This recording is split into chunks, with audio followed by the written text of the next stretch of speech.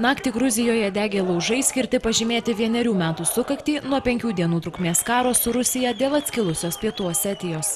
Gruzija užpuolė Pietų Osetiją rugpjūčio 7-ąją po kelias dienas trukusių susirėmimų su separatistais ir metus trukusios vis didėjusios įtampos su Maskva. Tai prasidėjo šalį nusiaubęs Rusijos kontrpuolimas, kuris baigėsi rugpjūčio 12-ąją. Per karą žuvo mažiausiai 390 civilių, maždaug 190 tūkstančių žmonių iškeldinti iš namų. Praėjus metams dėl neįvykdyto paliaubų pakto ir pavienių susišaudymų vis dar išlieka rizika, kad karo veiksmai bus atnaujinti. Vidurnakčio laužais Gruzijos sostinėje ir kituose miestuose pradėtos pirmosios ceremonijos Pietų Kaukaze ir maištingoje Pietų Osetijoje. Tai yra ženklas Rusijai jos kariams, kurie okupavo už kelių kilometrų nuo čia esantį plotą, kurie sąmoningai bando okupuoti Gruziją.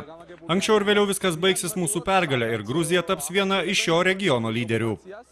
Rusija ir Pietų Osetija kaltina Gruzijos prezidento Michailo Sakašvilio ir jo Jungtinėse valstijose mokytos bei įranga aprūpintos kariuomenės agresiją. Teigiama, kad jie kovojo gindami Rusijos taikdarius ir civilius žmonės, turinčius Rusijos pasus. Gruzinai tvirtina, kad tai buvo jų didžiosios kaimynės iš šiaurės ir sovietinės vadovės daug metų ruošta invazija. Bausmė už tai, kad šalis tapo vakarietiška ir siekia narystės NATO. Tbilisyje maždaug 300 studentų iš įvairių universitetų mojavo nacionalinę vėliavą ir skandavo savo šalies pavadinimą.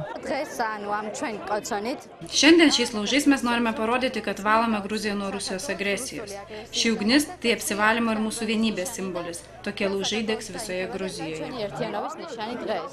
Gruzinai planuoja suorganizuoti žmonių grandinę subombarduotame Gorio mieste, o Pietų Osetijos gyventojai tyloje uždegs žvakes nusiaubtoje sukilėlių sostinėje Cchinvalyje.